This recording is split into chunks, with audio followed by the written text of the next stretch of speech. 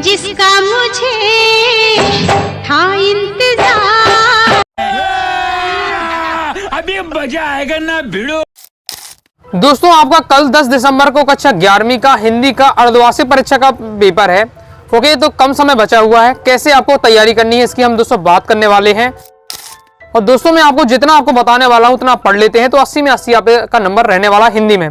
साथ ही एक बात और, जो मैं आपको अर्धवार्षिक परीक्षा की तैयारी के लिए आपको बताऊं उतना आप तैयार करते हैं तो अर्धवार्षिक परीक्षा की तो तैयारी हो ही जाएगी।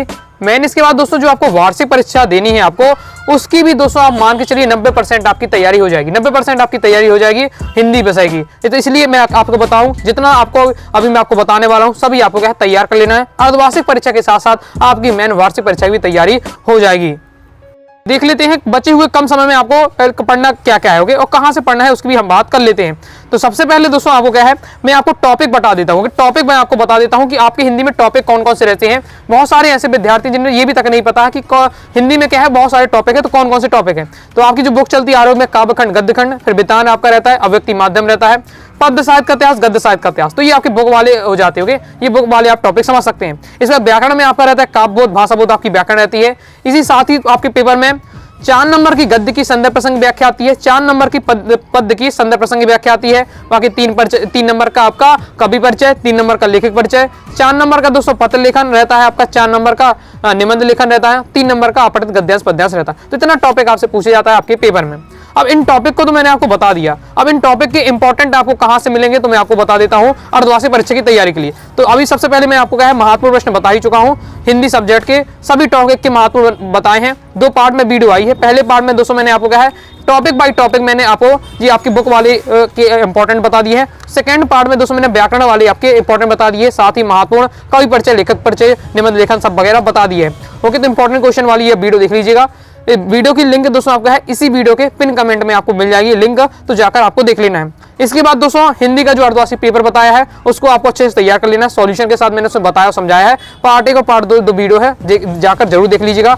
ओके, इसके बाद आपको मैं इस वीडियो में टॉप 50 प्रश्न बताने वाला हूं, मतलब हर टॉपिक से मैं आपको कुछ सिलेक्टेड सॉल्यूशन के साथ बताने वाला हूं, तो वो आपको तैयार कर लेना है। बाकी दोस्तों अगर आप ये सब भी नहीं पढ़े, टॉप 50 वाले जो बताने वाला हूं उन्हें भी कवर कर लेते हैं तो भी आपकी तैयारी हो जाएगी। लेकिन कंप्लीट तैयारी करना है, एक बार सब आप वीडियो जाकर जरूर देखिएगा। और आपको अलग से पढ़ना नहीं है, वीडियो को देखते जाना है, सुनते जाना है, आपकी तैयारी अपने आप होती जाएगी। बस कुछ टॉपिक होंगे जो आपको थोड़ा सा पढ़ना पड़ेगा। इसके बाद तैयारी तो हमारे क्वेश्चन आंसर की हो जाएगी, लेकिन हमारे वस्तुनिष्ठ जो पेपर में 32 नंबर के आते हैं उसके लिए दोस्तों आपको क्या है अलग से मैं आपको वीडियो ला दूंगा। वस्तुनिष्ठ के लिए हर टॉपिक के दोस्तों मैं आपको क्या है सिलेक्टेड वस्तुनिष्ठ बता दूंगा, तो आपकी वस्तुनिष्ठ की भी तैयारी हो जाएगी। तो इस प्रकार से दोस्तों हम क्या तैयारी करने वाले हैं और सभी वीडियो की लिंक आपको डिस्क्रिप्शन में मिल जाएगी, तो जाकर जरूर देखिएगा। चलिए अब देख लेते हैं हम टॉपिक बाय टॉपिक एक बार इंपॉर्टेंट देखेंगे। लगभग मैं आपको क्या 50-60 क्वेश्चन बताने वाला हूं, जिससे आप क्या है एक ही वीडियो में देखकर तैयारी कर सकें। चलिए देख लेते हैं टॉपिक बाय टॉपिक में हम कंप्लीट करेंगे। सबसे पहले हम दोस्तों काव्यखंड के अति महत्वपूर्ण प्रश्न उत्तर देखेंगे।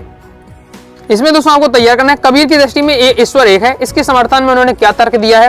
तो ये उन्होंने तर्क दिया है कि देखिए सभी में एक ही ज्योति समाई हुई है, एक ही मिट्टी के सभी बर्तन हैं। ओके, संसार में सब जगह का है एक ही पवन और एक ही जल है। कबीर की दृष्टि इस प्रकार से कबीर ने बताया कि ईश्वर क्या है एक ही है। फिर कबीर ने अपने को दीवाना क्यों कहा है, तो आपको तो ये करना है। तो यहाँ दीवाना का अर्थ होता है पागल, किसी प्रेम में डूबा हुआ व्यक्ति दीवाना कहलाता है। कबीर भी क्या है प्रभु की भक्ति में लीन है, जबकि संसार बाह्य आडंबरों में उलझकर ईश्वर की खोज रहा है। अतः कबीर ने क्या है स्वयं को दीवाना कहा है। नेक्स्ट बहुत ज्यादा इंपॉर्टेंट है, मीरा कृष्ण की उपासना किस रूप में करती है, वह रूप कैसा है। तो मीरा कृष्ण की उपासना पति के रूप में करती है, उनका मन को मोहने वाला है, वे पर्वत को धारण करने वाले हैं, उनके सिर पर क्या है मोर का मुकुट सुशोभित है रहता है। मीरा उन्हें क्या है अपना सर्वस्व मानती है, वे स्वयं उनको क्या है अपनी उनकी दासी मानती हैं। नेक्स्ट मायके आई बहन को के लिए कबीर ने परिताप का घर क्यों कहा है। तो बहन मायके से अपने परिवार वालों से मिलने के लिए खुशी से आई है, वह भाई बहनों के साथ में बिताए हुए क्षणों को याद करती है। घर पहुंचकर जब उसे पता चलता है कि उसका एक जो भाई है वो जेल है, मतलब भवानी प्रसाद मिश्र क्या है उस समय जेल में थे।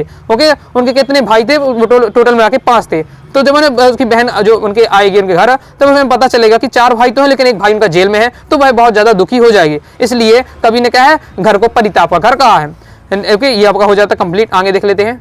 आगे नेक्स्ट आपको तैयार करना है पिता के व्यक्तित्व की विशेषता को उकेरा गया है। तो ये आपका दिया हुआ तैयार करके रखना है कि जैसे वे दौड़ लगाते हैं, दंड पेलते हैं, वे मौत के सामने आने से भी नहीं डरते हैं, देश प्रेमी हैं, पिता पूर्णता भी स्वस्थ है, बुढ़ापा उन्हें छू नहीं पाया। ये सब विशेषताएं बताई हैं, जो 3 आपको पढ़ लेना है। ओके, चंपा को किस बात पर अचरज होता है और क्यों। तो चंपा क्या है निरक्षर है, जब कभी अक्षरों को पढ़ना शुरू करता है तो चंपा को हैरानी होती है कि इन अक्षरों से स्वर कैसे निकलते हैं, जिसे पढ़ते नहीं बनता तो कैसे समझ में आएगा कि ये पढ़ा कैसे जाता है।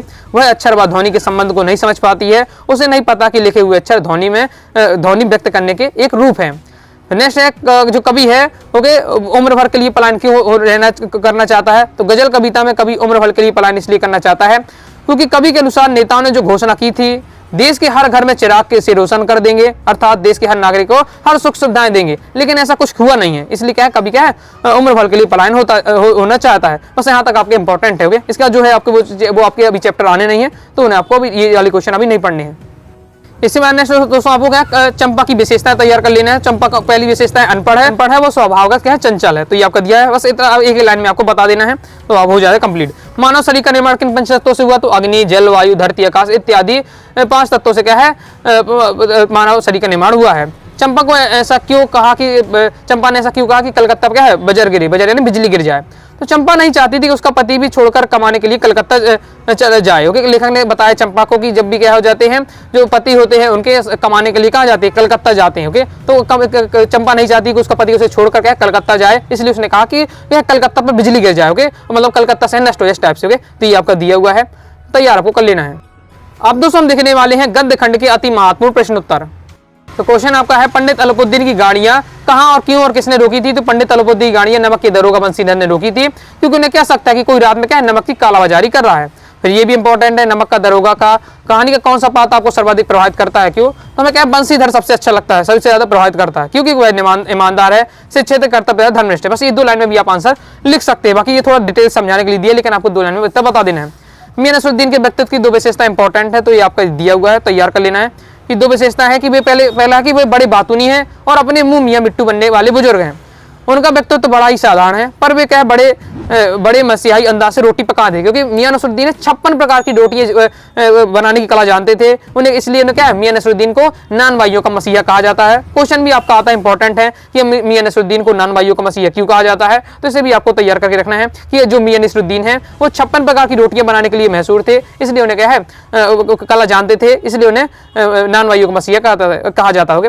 दोस्तों वीडियो काफी लंबी हो जाएगी, आधे घंटे ज्यादा हो जाएगी, लेकिन मैं सभी टॉपिक इंपॉर्टेंट कवर करा दूंगा 100%। दोस्तों इसी में से आपके रहने वाले हैं, क्योंकि हर प्रकार के हम इंपॉर्टेंट कवर कर लेंगे, इससे बाहर नहीं जाने वाला है आपका पेपर। ओके, अरे बस कर, रुलाएगा क्या। बस दोस्तों भी आपको क्या करना है, अलग से पढ़ने की आवश्यकता नहीं है, किताब और नोट्स आपको देखने की आवश्यकता नहीं है।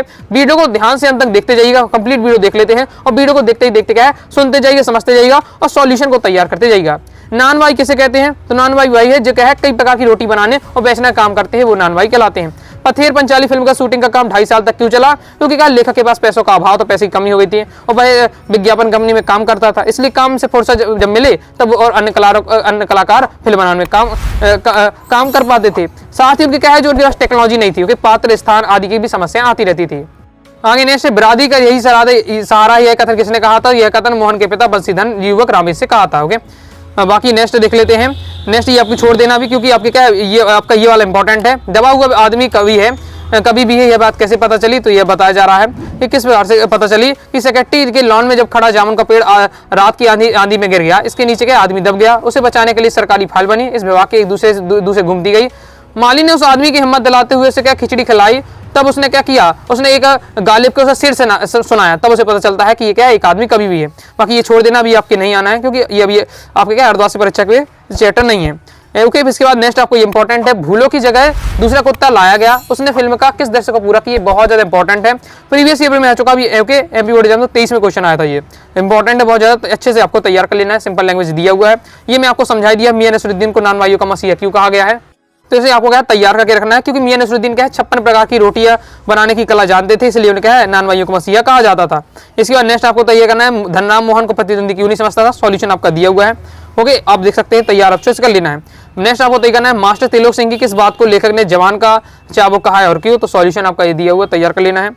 इसके बाद नेक्स्ट आपको तय करना है, रजनी पटकथा पढ़कर क्या संदेश मिला लिखिए, तो ये आपका दिया हुआ है। इसके बाद नेक्स्ट आपको तय करना है, कृषि विभाग में मामले में हार्टिकल्चर विभाग को सौंपने के पीछे क्या तर्क दिया, तो ये आपको बताना कि जामुन का पेड़ क्या है फलदार है, इसलिए यह पेड़ क्या है हार्टिकल्चर डिपार्टमेंट के अंतर्गत आना चाहिए, अतः इस मामले को हम क्या है हार्टिकल्चर डिपार्टमेंट में हवाले करते हैं, तो ये आप दिया। तो इस प्रकार से हमने क्या है गद्य खंड के इंपॉर्टेंट देखिए। अब दोस्तों हम क्या है पद्य साहित्य के इतिहास का इंपॉर्टेंट देख लेते हैं। तो इसमें आपको तैयार करना है भक्ति काल को हिंदी साहित्य का स्वर्ण युग क्यों कहा जाता है, क्योंकि लोक मंगल तथा समन्वय की भावना थी, भक्ति भावना का प्रधान था। ओके, और स्वांत शो का काव्य साधना थी। तो ये है आपकी विशेषताएं जिसके कारण भक्ति काल को क्या है हिंदी का स्वर्ण काल कहा जाता था। फिर इसके बाद भक्ति काल की विशेषताएं आपको तय करना है। ईश्वर भक्ति है, गुरु महिमा है, सादा जीवन पर बल दिया जाता है। कवि पूछे जाते हैं तुलसीदास सूरदास है। ओके, इसके बाद नेक्स्ट आपसे पूछा जाता है, हाँ ये आपको याद रखना है कि भक्ति काल के प्रेम मार्गी शाखा के प्रतिनिधि कवि कौन है? मलिक मोहम्मद जासी। ज्ञान मार्गी के कबीर है राम भक्ति के तुलसीदास, कृष्ण भक्ति के शाखा के हैं सूरदास। ये आपको तैयार करना है। फिर निगुण धारा की दो विशेषता पूछी जाती है। निगुण ब्रह्म क्या है? ब्रह्म में विश्वास करने वाले ये कभी क्या है ईश्वर को नहीं मानते, ईश्वर को नहीं मानते हैं। साथ ही क्या मूर्ति पूजा का विरोध करते हैं, रूढ़ियों छुआछूत कुर्तियों पर क्या ये प्रहार करते हैं। ये इनकी विशेषताएं हो जाती हैं। इसके बाद निगुण और सगुण में आपको अंतर तय करके रखना है। तो निगुण में क्या होता है? निगुण में क्या है मूर्ति पूजा का विरोध किया जाता है। सगुण में क्या है मूर्ति पूजा की जाती है। इस प्रकार से आपका दिया हुआ है, तो अच्छे से आपको तैयार आपको कर लेना है। इसके बाद बहुत ज्यादा महत्वपूर्ण है, ये आपको तय करना है छायावाद की विशेषता। तो मैं आपको डायरेक्ट बता देता हूँ जो आपको याद रखना है। छायावाद में क्या होता है? छायावाद की विशेषता में आपको लिखना है प्रकृति का चित्रण होता है। मतलब यहाँ छायावादी जो कवि है फिर प्रकृति का क्या चित्रण करते हैं। दूसरे आपको विशेषता लिख सकते हैं व्यक्तिवाद की प्रधानता होती है। मतलब छायावादी जो कवि होते हैं वो अपने क्या व्यक्तिवाद होते हैं और अपने सुख दुख बताते रहते हैं कविताओं में। तीसरा लिखना है नारी सौंदर्य का वर्णन किया है। तो ये विशेषता हो जाती है, जैसे मैंने आपको बताया, ये माइंड में आपको सेट रखना है। तो इस प्रकार से विशेषता लिख सकते हैं। आगे देख लेते हैं। आगे नेक्स्ट आपको तैयार कर लेना प्रयोगवादी की विशेषता है। तो प्रयोगवादी की विशेषता आपको ये दी हुई है, तो इन्हें आपको अच्छे से तैयार कर लेना। बहुत ज्यादा इंपॉर्टेंट है कि प्रयोगवादी कविता में मार्क्सवादी प्रभाव परिलक्षित है। इस काव्य में सजन और गहरी पीड़ा का बोध होता है। ये आपका दिया हुआ है। प्रगतिवादी बाद के दो कवि उनकी रचना आपको तय करना है। सुमित्रा पंत युगवाणी उनकी रचना हो जाती है। नागार्जुन की धारा रचना हो जाती है।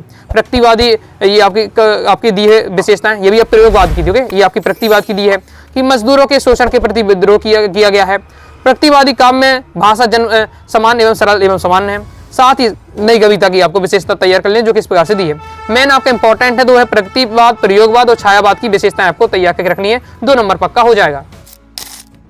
इसके बाद दोस्तों आपका जो गद्य साहित्य का इतिहास वाला टॉपिक रहता है उससे हम इंपॉर्टेंट देख लेते हैं। उसमें आपके 3 से 4 क्वेश्चन जो मैं बता रहा हूँ वो तैयार करके रहना है। पहले आपको रेखाचित्र और संस्मरण में अंतर तैयार करना है जो आपका दिया हुआ है। संस्मरण क्या है कि जो लेखक होता है वो जो से पहले की बात याद होती है वो लिखता है। लेखाचित्र में क्या है बिल्कुल सामने जो घटना हो रही है उसको लिखता है। ओके, वो आपको होता है। संस्मरण आपका वास्तविक होता है। रेखाचित्र जो वास्तविक और काल्पनिक हो सकता है। इसके बाद दोस्तों आपको कहानी और उपन्यास में अंतर तैयार कर लेना है। तो कहानी क्या होती है? छोटी होती है। उपन्यास क्या बड़ा होता है। कहानी में एक घटना का वर्णन होता है, उपन्यास में क्या अन्य घटनाओं का वर्णन होता है। कहानी में पात्रों की संख्या कम होती है, उपन्यास में पात्रों की संख्या अधिक होती है। तो इस प्रकार से आपका दिया हुआ है। इसी बार नाटक और एकांकी में आपको अंतर तैयार करके रखना है। तो नाटक में कई अंक होते हैं, एकांकी में आपका कितना? 1 अंक होता है। नाटक में पात्रों की संख्या अधिक होती है, एकांकी में पात्रों की संख्या अब कम होती है। किसी अपेक्षा? नाटक की अपेक्षा। नाटक दृश्य काव्य का बृहद रूप है, एकांकी क्या लघु रूप होता है दृश्य काव्य का। इसके बाद जीवनी और आत्मकथा में आपको अंतर तैयार रखना है। जीवनी क्या होती है? किसी महापुरुष पर लिखी जाती है। आत्मकथा में लेखक होता है वो स्वयं अपने ऊपर लिखता है। जीवनी क्या सत्य घटनाओं पर आधारित होती है, जबकि आत्मकथा क्या काल्पनिक हो सकती है। कोई अपने बारे में लेखक को बताना है तो झूठी तारीफ भी कर सकता है। ओके, तो जीवनी क्या है प्रेरणादायक होती है और आत्मकथा में जरूरी नहीं कि वो क्या है प्रेरणादायक हो। ओके, इस प्रकार से दिया हुआ एग्जाम्पल के साथ बताया जा रहा है। तो ये हमने देख लिया। 4 आपको क्वेश्चन तैयार कर रखिएगा। 2 नंबर में ऐसे क्वेश्चन आता तो ये इन्हीं 4 में से आपका रहने वाला है गद्य साहित्य के इतिहास टॉपिक से। अब दोस्तों हम देखेंगे वेदांत हमारे टॉपिक से अति महत्वपूर्ण प्रश्न उत्तर। इससे भी दोस्तों आपका 2 नंबर का क्वेश्चन आता है। 5-6 क्वेश्चन बता रहा हूँ, तैयार कर लीजिएगा। 2 नंबर यहाँ से फिक्स हो जाएगा। तो इसमें आपको सबसे पहले तैयार करना है लता मंगेशकर के गायन की विशेषताएं बहुत ज्यादा इंपॉर्टेंट है। तो 2 नंबर का आता है तो 3 तो कम से कम आपको तैयार करके रखना है। जैसे सुरीलापन होता है, कोमल और मुग्धता होती है, स्वर में निर्मलता होती है, नाद में उच्चारण होता है। ये सब आपकी विशेषताएं दी हैं। तो आपको हेडिंग तैयार करनी है, एक लाइन के बारे में तैयार कर लेना है। 3 आपको तैयार करके रखना है। इसके बाद नेक्स्ट आपको दोस्तों शास्त्रीय संगीत और चित्रपट संगीत में अंतर तैयार करके रखना है। बहुत ज्यादा महत्वपूर्ण प्रीवियस पेपर में आ चुका है। 2 आपको यही पॉइंट आपको तैयार करके रखना है। तो शास्त्रीय संगीत में क्या है गंभीरता अपेक्षित होती है, जबकि चित्रपट संगीत में क्या है गुणधर्म चपलता बहुत तेज है। ओके, दूसरा आपका दिया हुआ शास्त्रीय संगीत में ताल अपने परिष्कृत रूप में पाया जाता है, जबकि चित्रपट संगीट में ताल प्राथमिक अवस्था में होता है। इस प्रकार से दिया है, तैयार कर लेना है। आगे नेक्स्ट आपको तय करना है कुएं की खुदाई करते समय सिर पर धातु के टेप क्यों पहना जाता है। तो क्यों टोप पहना जाता है? क्योंकि जब खुद की खुदाई की जाती है बहुत ज्यादा गहराई में पहुंच जाते हैं तो ऊपर से कंकड़ पत्थर गिरते रहते हैं, इसलिए क्या है धातु का टोप पहन लेते हैं तो क्या है सिर की सुरक्षा हो जाती है। ये आपका रीजन बताया जा रहा है। इसके बाद नेक्स्ट है रेणाजी पानी किसे कहते हैं? इंपॉर्टेंट है, प्रीवियस ईयर में आ चुका है। रेणाजी पानी धरातल से नीचे उतरा लेकिन पाताल में न मिलने वाला पानी को हमारा क्या है रेणाजी पानी कहलाता है। वर्षा जल के मापने की जो रेंजा शब्द का प्रयोग किया जाता है, रेंजा का माप धरातल पर हुई वर्षा नहीं, मतलब धरातल में समाई हुई जो वर्षा होती है उसका मापन किया जाता है। कुएं की चिनाई कितने तरीकों से की जाती है? तो ईंटों से की जाती है, खीपे या घास से बने मोटे रस्सों से की जाती है, लकड़ी के लंबे लट्ठों इत्यादि से करी जाती है। प्रीवियस ईयर क्वेश्चन आ चुका है। नेक्स्ट आपको तय करना है कुई का मुंह छोटा रखने का कारण है। रीजन आपका दिया हुआ है कि कुई का अगर मुंह छोटा रखा जाता तो वैसे भी वहाँ बहुत कम पानी मिलता है, थोड़ा बहुत पानी मिला, अगर कुआं का जो कुई का मुंह अगर बड़ा कर दिया यानी कुआं बन जाता है तो फिर क्या है बाष्पीकरण से पूरा पानी चला जाएगा, तो जो थोड़ा बहुत पानी मिला वो भी नहीं मिल पाएगा, इसलिए क्या है कुई का मुंह छोटा कर दिया जाता है। इस प्रकार से 1-2 रीजन भी बता देते हैं, आपका हो जाएगा। इसके बाद नेक्स्ट आपको तय ना पालर पानी किसे कहते हैं। रेणा जी पानी इंपॉर्टेंट, इसी बार से पालर पानी इंपॉर्टेंट है आपका। बरसात का सीधे रूप में मिलने वाले जल, वर्षा का यह जल जो बहकर नदी तालाब में आदि में एकत्रित हो जाए वो आपका क्या है पाला पानी कहलाता है। तो इस प्रकार से दोस्तों हमने क्या है इंपॉर्टेंट देख लीजिए। अब जैसे आपका ये वाला है तो ये अभी आपको स्किप कर देना है क्योंकि अभी वो चैप्टर आपका नहीं आने वाला है। ये हमने जो वेतांग मैंने आपको बताया तैयार कर लीजिएगा, यहाँ से आपके 2 नंबर फिक्स हो जाएंगे। इसके बाद दोस्तों हम देखेंगे अभिव्यक्ति और माध्यम वाली पुस्तक से भी आपका 2 नंबर का एक क्वेश्चन आता है। इसके अति महत्वपूर्ण प्रश्न देख लेते हैं। इसके भी मैं आपको 6-7 क्वेश्चन बताने वाला हूँ, तैयार करके रख लेना है। तो अभिव्यक्ति माध्यम से आपको सबसे पहले तैयार करना है जनसंचार माध्यम के उद्देश्य क्या होते हैं। तो ये आपका उद्देश्य दिया हुआ कि जनसंचार द्वारा वास्तविक घटनाओं नीतियों कार्यक्रम की जानकारी दी जाती है। राष्ट्रीय विकास की में जनसंचार की महत्वपूर्ण भूमिका है। मुद्दे संचार में समाचार पत्र पत्रिकाएं इलेक्ट्रॉनिक संचार व रेडियो टेलीविजन बेतार संचार मोबाइल तकनीकी महत्वपूर्ण है।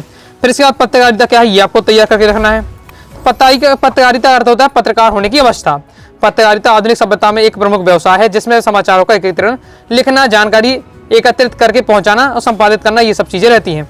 समाचार के तत्व को आपको नाम तैयार करके रखना है। तो नवीनता, सत्यता, स्पष्टता ये आपके दिए हुए तत्व। फिर पीठ पत्रकारिता बहुत ज़्यादा इंपॉर्टेंट है और खोजपरक पत्रकारिता बहुत ज़्यादा इंपॉर्टेंट है। तो पीठ पत्रकारिता क्या है, उस पत्रकारिता को कहते हैं जिसमें सही समाचारों की उपेक्षा करके सनसनी फैलाने वाले समाचार या ध्यान खींचने वाले शीर्षकों का बहुत आयत में प्रयोग किया जाता है। इसमें समाचार पत्रों की बिक्री बनाने का घटिया तरीका माना जाता है। ओके, मौन नहीं माना जाता। ओके, इसमें नेक्स्ट है खोजपरक पत्रकारिता क्या है। तो खोजी पत्रकारिता को जासूसी पत्रकारिता भी कहा जाता है।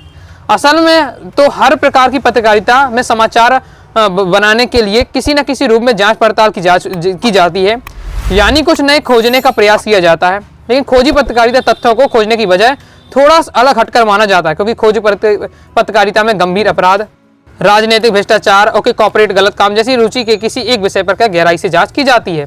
फिर नेक्स्ट आपको इंपॉर्टेंट है वॉच डॉग पत्रकारिता क्या होती है। तो वॉच डॉग पत्रकारिता लोकतंत्र पत्रकारिता और समाचार मीडिया का मुख्य उत्तरदायित्व सरकार के कामकाज में निगाह रखना। वॉच डॉग यानी कुत्ते की तरह नजर रखना किस पर, सरकार के पर ऊपर, तो वो आपका कहलाता है वॉच डॉग पत्रकारिता। फिर पत्रकारिता क्या है ये इंपॉर्टेंट है, आपको तैयार करके रखना है। फ्लैक्स, इसके बाद नेक्स्ट आपको स्वामित्व की इंपॉर्टेंट है विशेषता। तो व्यक्ति विशेष के बारे में सूचना सिलसिलेवार संकलन और व्यक्ति विशेष की सकारात्मक छवि ये आपका रहता है स्वामित्व की विशेषता है। नेक्स्ट आपको देखना हिंदी का पहला साप्ताहिक पत्र कौन सा था, कहाँ संपादित हुआ। तो भारत में छपने वाला प्रथम अखबार पंडित जुगल किशोर शुक्ल संपादित उद्दंत मार्गंड था। तो शब्दकोश और संदर्भ ग्रंथ में अंतर इंपॉर्टेंट है, पहले ही बता चुका हूँ, तैयार करके रखना है, स्क्रीनशॉट आप इसका ले लीजिए। इसके बाद दोस्तों आपका ये दिया है संदर्भ ग्रंथ के बारे में, तैयार आपको कर लेना है। डायरी लेखन के 2 महत्व आपको करना है। डायरी लेखन की 2 विशेषताएं कौन कौन सी हैं वो तैयार करके रखना है। लाइव क्या है, तो जब किसी समाचार या घटना का सीधा घटना स्थल से प्रसारण किया जाता है उसे लाइव या समाचार कहते हैं। भारत में पहली मूक फिल्म किसने और कब बनाई। तो भारत की पहली मूक फिल्म राजा चंद्र थी, 1913 में दादा साहब फाल्के ने बनाई थी। तो ये आपका रहने वाला। नेक्स्ट आपको अंतर व्यक्तित्व के संचार से क्या है, तो ये आपको तैयार कर लेना है। ओके, 10-12 क्वेश्चन है वो आपको जरूर तैयार करना है जो आपके मेन सिलेक्टेड है। इसके बाद दोस्तों आपका क्या 2 नंबर का क्वेश्चन आपका अलंकार या छंद से बनने वाला है। तो अलंकार और छंद आपको तैयार करना है। सिलेबस में जो है केवल वही पढ़ना है। वक्रोक्तिक अलंकार है आपका, तो जब सुनने वाला व्यक्ति और कहने वाले व्यक्ति की बातों का गलत अर्थ निकालता है तो वहां पर कौन सा होता है वक्रोक्तिक अलंकार, कि जो व्यक्ति कह रहा है लेकिन जो सुनने वाला है वो उसका गलत मतलब समझ ले, तो वहां पर वक्रोक्तिक अलंकार होता है। को तुम आए कहाँ, घनश्याम हो तुम इतने बरसो, ये आपको तैयार करके रखना। उदाहरण आपका दिया हुआ है, तो उदाहरण बस में आपको थोड़ा दिक्कत हो सकती है।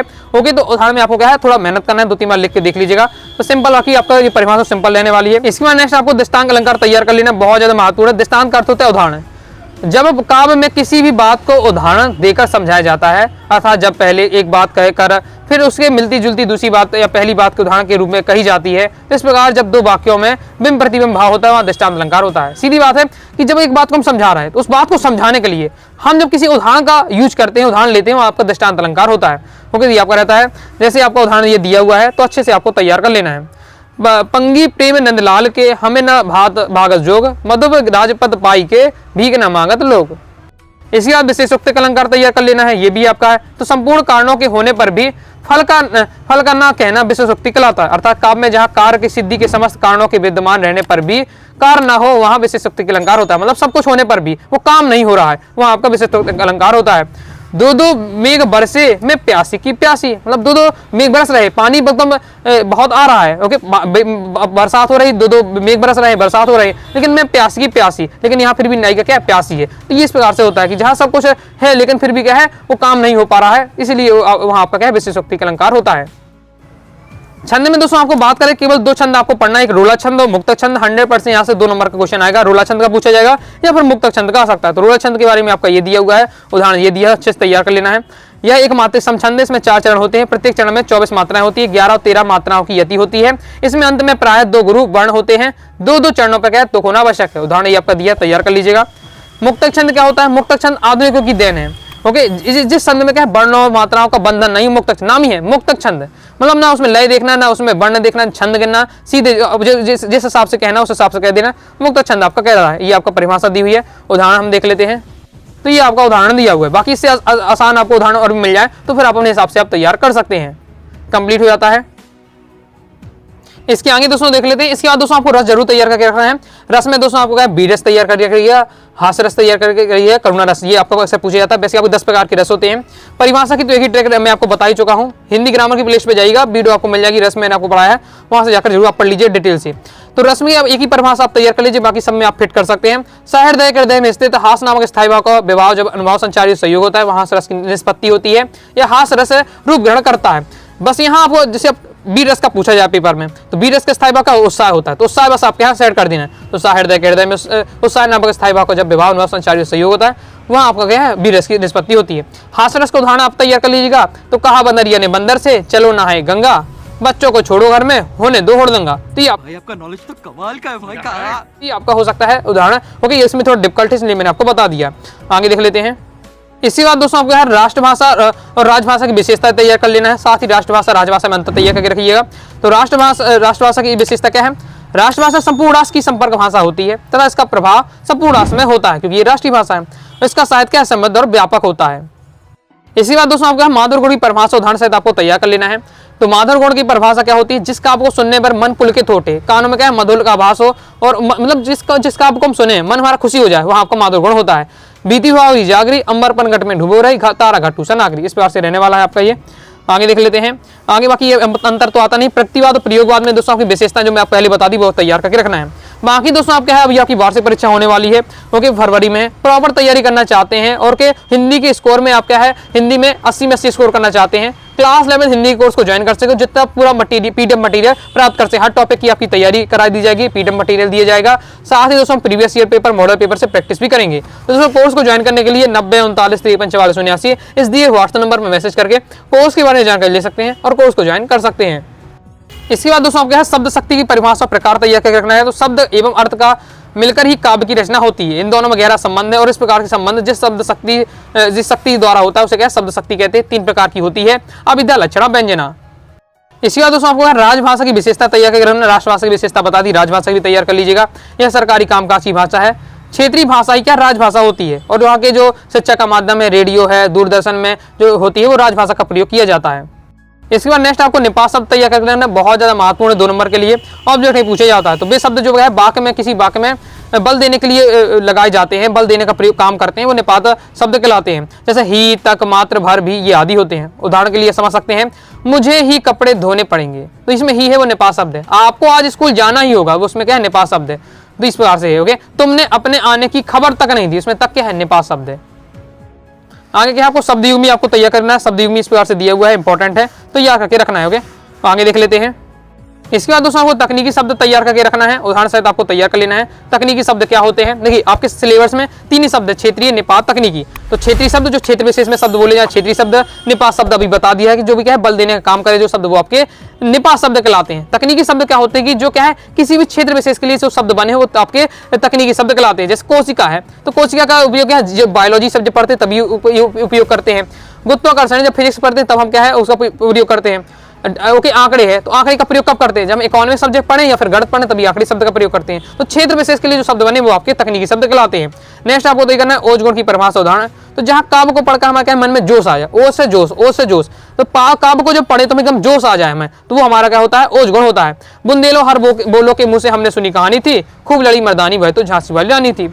वह खून का हो किस मतलब का जिसमें उबाल का नाम नहीं, वह खून का हो किस मतलब का आशा के देश के काम नहीं। तो ये सब आपका, तो जो बीरस के उदाहरण है दोस्तों वही आपके ओज गुण के उदाहरण रहने वाले हैं। छायावाद की विशेषता मैं बता दिए, तैयार करके रखिएगा कि इसमें क्या है, व्यक्तिवाद की प्रधानता होती है, कभी क्या है इसमें ओके, साथ ही इसमें प्रकृति का मानवीकरण होता है, नारी के सौंदर्य का वर्णन होता है, ये आपका रहता है। बिंब से आप क्या समझते हैं, परिभाषा, बिंब वाला भी टॉपिक है, तैयार करके रखिएगा। बिंब काव्य में बिंब वह शब्द चित्र माना जाता है जो कल्पना द्वारा एनजीएनमरों के आधार पर निर्मित होता है। ओके, जैसे डॉक्टर नागेंद्र के अनुसार भी परिभाषा आपको तैयार कर लेनी है, ये आपका इंपॉर्टेंट रहता है। ओके, फिर लोकोक्ति और मुहावरे में अंतर तैयार कर लेना है। ओके, तो ये बहुत ज्यादा इंपॉर्टेंट है। तो लोकोक्ति क्या होती है? वाक्य के रूप में प्रयोग होता है, क्योंकि जो मुहावरे होते हैं वो स्वतंत्र प्रयोग नहीं हो सकते हैं, क्योंकि मुहावरे को क्या है, किसी न किसी वाक्य का सहारा चाहिए पड़ता है, जबकि लोकोक्ति को क्या किसी वाक्य सहारा की आवश्यकता नहीं पड़ती। इस प्रकार से दिया हुआ है, कंप्लीट हो जाता है।